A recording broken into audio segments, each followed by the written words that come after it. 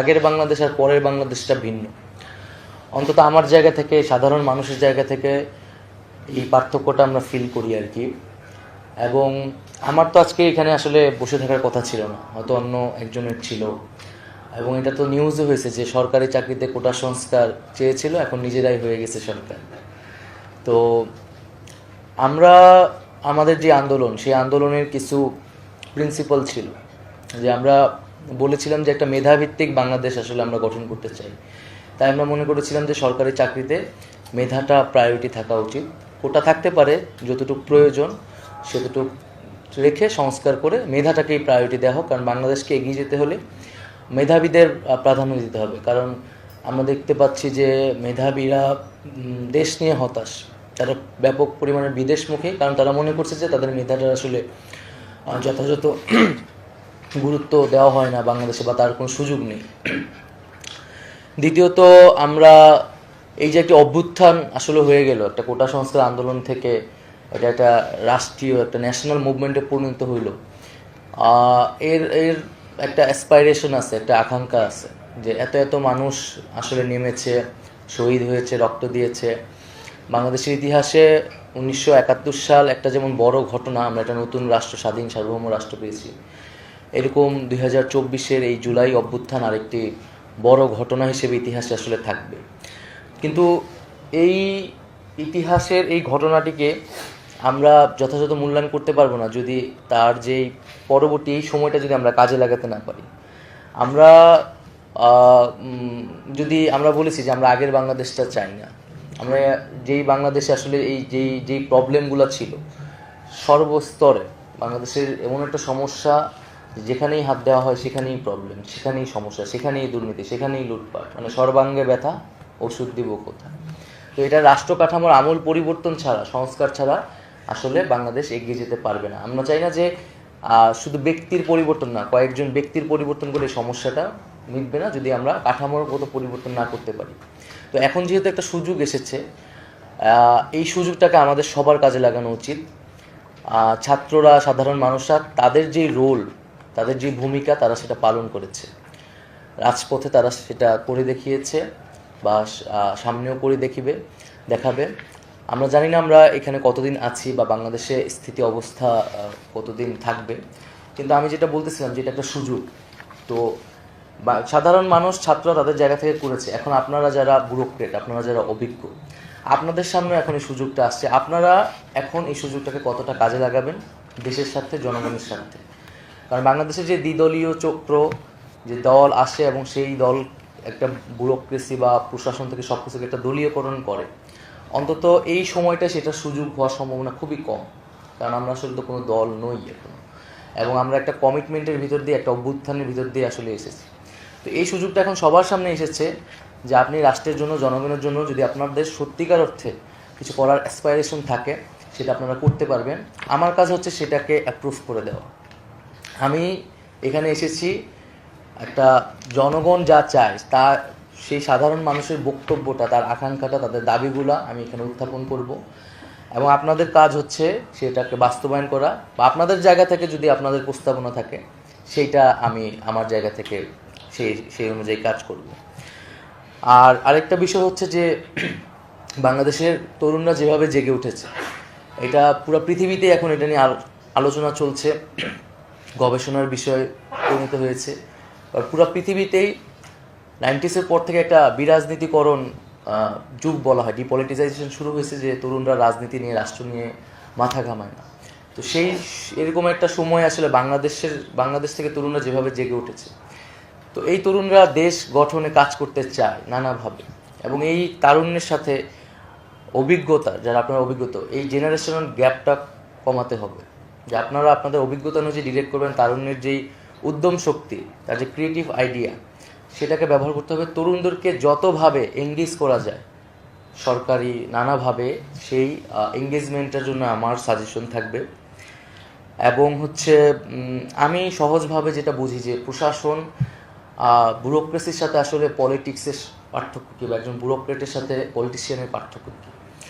একজন ব্যুরোক্রেসির কাজ হচ্ছে যে কোনো একটা জটিল কাজকে সহজভাবে বাস্তবায়ন করা, সফিস্টিকেটেডভাবে বাস্তবায়ন করা, অ্যাকচুয়ালাইজেশন করা।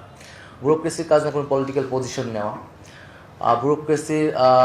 ব্যুরোক্রেসির কাজ না হচ্ছে কোনো কোনো ধরনের, মানে ব্যুরোক্রেসি জাস্ট অ্যাকশন করবে। আর পলিটিশিয়ানের কাজ হচ্ছে সে পলিটিক্যাল পজিশন নেবে, সে সত্য বলবে, মিথ্যা বলবে, তার নানা ধরনের বক্তব্য থাকবে, সে জনস্বার্থের বিষয়টা দেখবে। আমি এখানে জনস্বার্থের বিরুদ্ধে কিছু হচ্ছে কিনা আমার কাছে সেটা, কিন্তু বাংলাদেশে যেটা হয়েছে যে ব্যুরোক্রেসি, গভর্নমেন্ট, মানে স্টেট, পলিটিক্যাল পার্টি, এগুলো সব একাকার হয়ে গেছে। লোকের কথা, রাজনীতিবিদের লোকের কথা মানুষ আসলে পার্থক্য করতে পারে না। পুলিশ কমিশনারের মুখের কথা আর একজন রাজনীতিবিদের মুখের কথা কোনো পার্থক্য নাই, তাদের ভাষাগত কোনো ধরনের পার্থক্য নেই। তো আমাদের এই পার্থক্যটা করা দরকার। এবং ব্যুরোক্রেসির মতো কাজ করবে, পার্টির মতো কাজ করবে। তো সেই জন্য আমার যেহেতু আমরা হয়তো কম সময়ই থাকবো, সো এই কম সময়ে আমার লক্ষ্যটা হবে যে মানে একটা দুটা কাজ করা, একটা চমক দেখানো, এটা আমার দরকার নেই। কিছু কাঠামোগত সংস্কার যদি করা যায়, আমি বারবার বলছি এটা আমার জন্য একটা অপরচুনিটিস, যে অপরচুনিটিসটা হয়তো একটা নির্বাচন আসলে আমরা জানি না কোন পার্টি আসবে, সেই অপরচুনিটিটা থাকবে না। সো এই সময়টায় যে স্ট্রাকচারাল চেঞ্জ, যেটা দীর্ঘমেয়াদী বাংলাদেশকে হেল্প করবে, এই ধরনের প্রস্তাবনা আমি আপনাদের কাছ থেকে প্রত্যাশা করব আর কি। সেই সংস্কারের কাজগুলো আমরা সর্বস্তরেই করার চেষ্টা করতেছি, রাষ্ট্রের জায়গা থেকে একদম একদম মন্ত্রণালয়ের ভিতরের জায়গা থেকেও। এটা হচ্ছে আমার একটা আপনাদের প্রতি আর্জি থাকবে। আর দ্বিতীয়ত হচ্ছে যে দুর্নীতির বিষয়টা, যে আমাদের দুর্নীতির একটা বড় সমস্যা। তো দুর্নীতির বিরুদ্ধে আমাদের অবশ্যই অবস্থানটা নিতে হবে। এবং এখানে আমি যেটা প্রথমে বলেছি যে মেধাকেই সবচেয়ে বেশি গুরুত্ব দেওয়া উচিত। কোনো ধরনের পলিটিক্যাল ভিউজ, পজিশন, স্বজনপ্রীতি, এগুলোর কোনো জায়গা হবে না। এবং আপনাদের এখানে ব্যক্তির অনেক ধরনের ভিউজ থাকতে পারে, ইডিওলজি থাকতে পারে, বাট আপনি যখন ব্যুরোক্রেট, আপনি রাষ্ট্রের জন্য কাজ করতেছেন, জনগণের জন্য কাজ করতেছেন। এবং ব্যুরোক্রেসি মানে সেটা নৈর্ব্যক্তিক, সেটা নিরপেক্ষ, এই জিনিসটা বজায় রাখতে হবে। এবং দুর্নীতির বিষয়টা, এইটাও আমি আপনাদের কাছে প্রত্যাশা করব যে কোন ধরনের প্রসিডিউর নিলে, কোন ধরনের উদ্যোগ আসলে নেওয়া উচিত, যেটা আসলেই দুর্নীতিবিদদের সবাই বলে, আমরাও বলতেছি, কিন্তু আসলে কোন ধরনের ব্যবস্থা নেওয়া উচিত যেটা কাঠামোগতভাবে দুর্নীতিটাকে কমিয়ে আনবে, আস্তে আস্তে এটাকে শূন্যের পর্যায়ে নিয়ে যাবে। এবং এই যে মন্ত্রণালয়টি আপনারা যেটা উত্থাপন করলেন, যে আপনারাও বললেন যে এটা আসলে একটা সেবামূলক, মূলত কাজটা আসলে সেবা। এবং মুশফিকুর সাহেবও যেটা বললেন যে এটা কিন্তু একটা মৌলিক অধিকারে আসলে চাহিদায় পরিণত হয়েছে। এবং আপনারা জানেন যে ইন্টারনেটকে কিন্তু এখন ডিজিটাল রাইটস হিসেবে দেখা হয়, এটা একটা হিউম্যান রাইটসের অংশ আসলে। এই যে বাংলাদেশে মুভমেন্ট হলো এবং হুট করে ইন্টারনেট বন্ধ করে দেওয়া হলো, এবং বন্ধ করার মধ্যে করার পরে কী পরিস্থিতি হয়েছে আমরা এখনও সেটার রিপোর্ট, তদন্ত কিন্তু পাইনি, যে কত মানুষ আসলে সময় মারা গেছে। এটা কত বড় একটা জঘন্য, যে মানবতা বিরোধী একটা অপরাধ হয়েছে, কাজ হয়েছে, এটা আমরা হয়তো এখনও বুঝতে পারতেছি না। এটা আন্তর্জাতিকভাবেও এটা নিয়ে অনেক সমালোচনা হচ্ছে, যে ইন্টারনেট বন্ধ করে এখানে একটা গণহত্যা পরিস্থিতি তৈরি করা হয়েছে। কেবল ইন্টারনেট বন্ধ না, যে যোগাযোগ করতে পারতেছি না, সেটা হয় মুভমেন্টের সময় একটু স্পিড কমায় দেয়, মোবাইল নেটওয়ার্ক কমায় দিতেছে, কিন্তু এটা একদম বন্ধ করে একটা ক্র্যাকডাউন করে ইলেকট্রনিক মিডিয়াকে ফুল নিজের কবজায় নিয়ে এটা কত লাশ পড়তেছে আমরা জানি না। এবং ইন্টারনেট যখন বন্ধ তখন আমাদেরকে তুলে নিয়ে যাওয়া হয়েছে, আপনারা এই ঘটনাগুলো জানেন। তো এই বিষয়টা আমাদের অবশ্যই সেন্সিটিভভাবে দেখতে হবে, যে ইন্টারনেট কিন্তু একটা হিউম্যান রাইটস, মানবাধিকার। এবং পুরো আন্তর্জাতিক অনেক চুক্তিগুলোতে কিন্তু এখন এই বিষয়টাকে মানবাধিকার হিসেবে গুরুত্ব দেওয়া হচ্ছে। হয়তো সামনে বাংলাদেশের সংবিধান থেকে শুরু করে বাংলাদেশের যে মানে মানবাধিকারের জায়গাগুলোতে ইন্টারনেট খুবই গুরুত্ব পাবে। তো এইটা কিন্তু এই মন্ত্রণালয়কে যথেষ্ট পরিমাণে আসলে তার একটা যে ইমেজ কিন্তু নষ্ট করছে, এবং এই ইমেজটাকে কিন্তু পুনরুদ্ধার করতে হবে।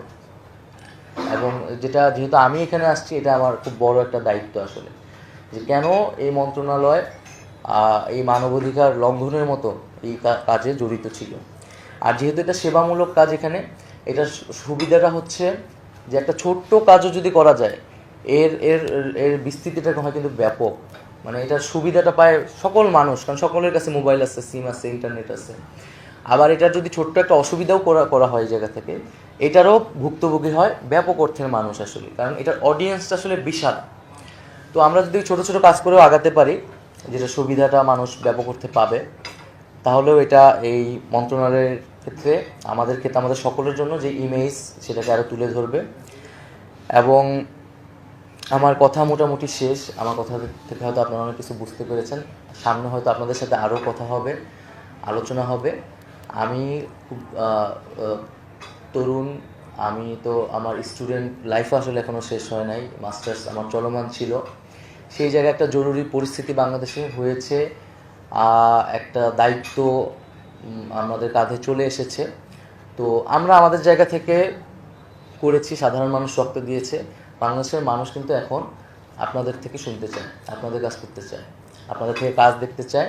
এবং বিগত সময়গুলোতে নানান হয়তো আপনারা কাজ করতে পারেন নাই, বা আপনাদের ভিতরে অনেক ধরনের আপনারা হয়তো চেয়েছেন, পারেন নাই, সেই ধরনের সুযোগ ছিল না। বা পুরো মুভমেন্টের ভিতর দিয়ে, মুভমেন্টের সময় কিন্তু আমাদের অনেক ক্ষোভ ছিল সচিবালয়ের ভিতরে। আমরা এখান থেকে মিছিল করলে সচিবালয়ের সামনে ভুয়া ভুয়া বলতাম। তো কেন তারা আমাদের পক্ষে কথা বলতেছে না, বা তারা তো এই জায়গাটা এখন দূর করতে হবে, যেটা এখন বাংলাদেশের মানুষ আপনাদের উপর নির্ভরশীল। সুযোগ এসেছে, সব কিছু ওপেন হয়ে গেছে, এখন আপনারা কাজ করবেন এবং বাংলাদেশ এগিয়ে যাবে। আর আমি জাস্ট দুইটা প্রশ্ন বা আমার জিজ্ঞাসা জায়গা, সেটা হয়তো আপনারা যদি উত্তর দেন। যে একটা তো আমি বলে ফেলেছি যে ইন্টারনেট কেন বন্ধ হলো, এই বিষয়টা আমি আসলে সুস্পষ্ট জবাব চাই। এবং আমরা তো বুঝি এটা পলিটিক্যাল একটা জায়গা থেকে করা হয়েছিল, বাট এখানে আসলে ব্যুরোক্রেটদের কী সম্পর্ক ছিল এবং এখানে জন্য রেসপন্সিবল পার্সনটাকে আমি দ্রুত সময়ের মধ্যে এই তদন্ত রিপোর্টটা চাই। আসলে আমি এটার সম্পূর্ণ ব্যাখ্যা চাই। এটার জন্য আসলে কারা দায়িত্ব নেবেন বা এটা আপনারা একটু বলবেন, এটা আমাকে আমি জানালে খুশি হব। এটি হলো যে আপনাদেরকে চিঠি দেওয়া আছে 4 তারিখে, এই বিটিআরসিকে চিঠি দেওয়া আছে বিষয়ে ব্যাখ্যা দেওয়ার জন্য 4 তারিখে। পাইছেন চিঠিটা? আপনি ছিলেন না? এটি হলো আচ্ছা, মানে এত ঘটনা হয়ে গেল, তারপর আপনার জিনিসটা রেডি করে রাখেন নাই যে এটা কেন হয়েছে? আমি তো ভাবছিলাম আমি এসে প্রথম দিন এটা দেখবো। আমি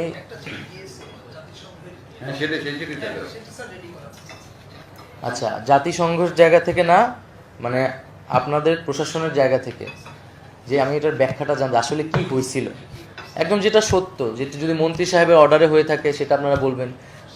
যেখানে ব্যুরোক্রেটরা যদি যুক্ত থাকে বা তাদের অপারগতা থাকলে সেটা আপনারা উল্লেখ করবেন। হ্যাঁ, সেই অনুযায়ী আমি চাই দ্রুত সময়ের মধ্যে। এটা কত সময়ের মধ্যে আপনারা দিতে পারবেন? কত ডেডলাইন দেওয়া ছিল?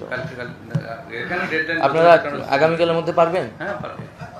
ঠিক আছে, তাহলে 24 ঘন্টার মধ্যে আমাকে একটা অন্তত প্রাথমিক ব্যাখ্যাটা আপনাদের প্রতিষ্ঠান থেকে আপনারা আমাদের কাছে আর কি এটা হাজির করবেন। আর দ্বিতীয়ত হচ্ছে যে ইন্টারনেট বিষয়গুলো পপুলার ডিমান্ডস। আমি আসার আগে যতটুকু মানুষের সাথে ইন্টারেকশন করেছি, আপনারা হয়তো আরও ভালো বলতে পারবেন যে ইন্টারনেটের দাম কমানো নিয়ে কথা আছে, বিশেষত মেয়াদের বিষয়টা নিয়ে অনেক কথা আছে। যে ইন্টারনেট, এটা আসলে সিম কোম্পানিগুলো মেয়াদ কেন থাকবে, বা এইটা নিয়ে আপনারা একটু বলতে পারেন খুব ছোট করে। আমরা হয়তো পরে এটা নিয়ে আলোচনা করবো আরও। আর আরেকটা হচ্ছে ইন্টারনেট এই ঘটনাগুলোর আগে যেই স্পিডে ছিল, এখন কি সেই স্পিডটা আবার ফিরে